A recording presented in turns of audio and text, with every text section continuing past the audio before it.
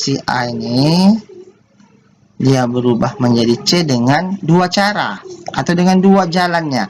Si A langsung menuju C,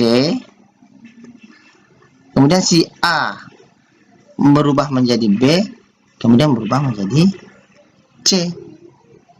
Tapi menurut Hess, dia tidak bergantung dari jalannya, tapi bergantung dari keadaan awal dan keadaan akhir. Awalnya si A berakhir di C dengan dua tahap. Yang pertama, oke, kita buat yang pertama, si A berubah menjadi C, itu kan delta H. Tahap yang kedua, ya, tahap yang kedua, si A berubah dulu menjadi si B, kemudian berubah menjadi si C. Sama aja, sama-sama dari A menuju berubah menjadi C, tapi dia dua tahap, ya. A berubah menjadi B delta H1, B berubah menjadi C delta H2. Jadi dapat kita simpulkan bahwa delta H1 ini akan sama dengan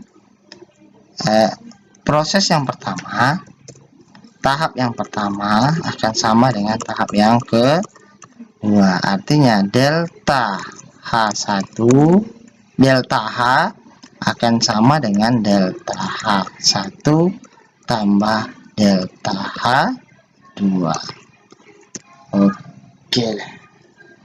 Oke, kita masuk pada contoh kedua. Paham ya? Bapak harapkan paham. Oke, kita masuk pada contoh yang berikutnya. Contoh kedua. Nah, kalau kita lihat di sini, ya,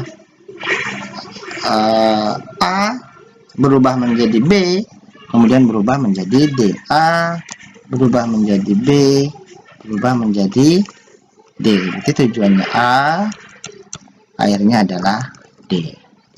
Kemudian A ini juga berubah menjadi C, kemudian berubah menjadi D. Artinya kan ada dua tahap. Si A ini dia berubah menjadi B dulu, baru berubah menjadi D dengan delta H1 dan delta H2. Kemudian si A ini juga dia berubah menjadi C, kemudian berubah menjadi B dengan delta H dan delta H3. Oke.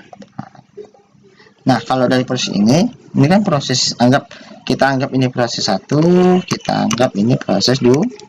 Nah, proses 1, si A berubah menjadi B, kemudian dia berubah menjadi si D.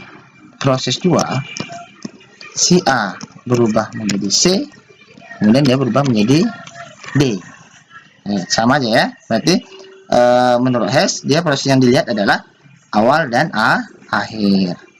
Nah, kemudian dari A menjadi B ini adalah delta H1, delta H1, B menjadi D adalah delta H2,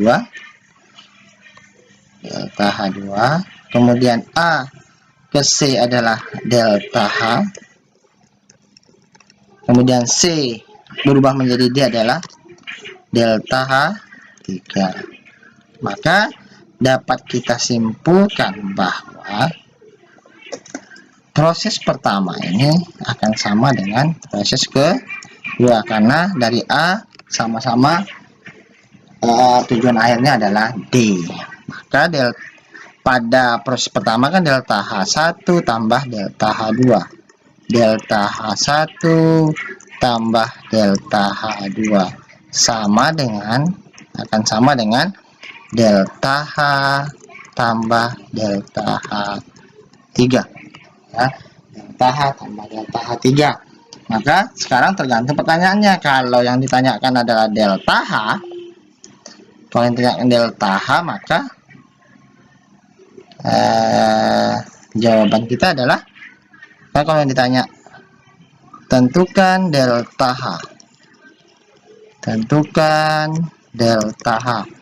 maka delta H akan sama dengan delta H1 tambah delta H2, ini pindah ruas, kurang delta H3.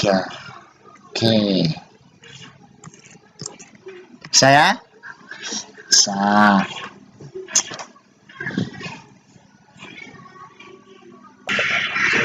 Oke, contoh selanjutnya di sini kita tambah ya sampai E. Oke, kita prosesnya dari A tapi akhirnya adalah C dengan dua cara. Yang pertama, si A berubah menjadi B, dari B berubah lagi menjadi C. Berarti awalnya A berubah menjadi C, kemudian si A berubah menjadi E, berubah menjadi D, terus terakhir berubah juga menjadi C. Berarti ada dua tahap ya. Terserah kita yang mana yang mau pertama, yang jelas dia sama saja. Mau yang atas ini proses 1, yang di bawah proses 2, itu podo ae. Nah, sama aja. Fada-fada. Oke, ternyata pada proses ini si A berubah menjadi C ada dua tahap. Kita buat dulu.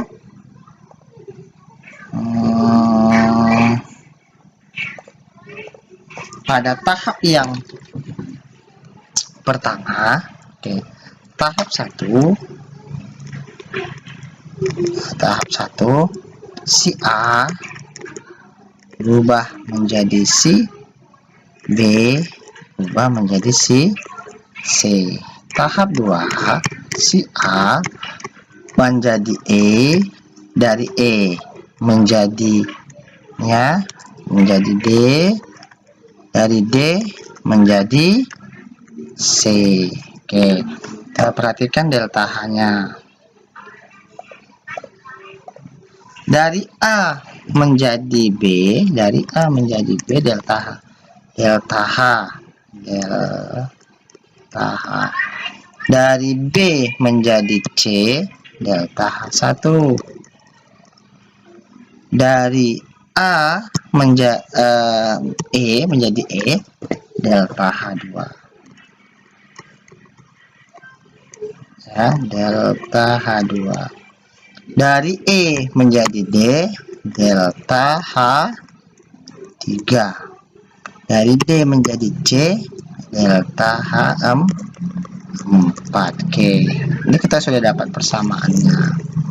Nah, sekarang delta H1 ya, delta H1 akan sama dengan itu kan, proses 1 akan sama dengan proses 2.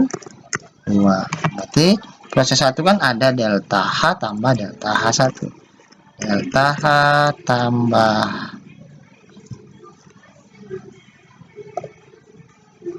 delta H tambah delta H1 sama dengan pada proses 2 delta H2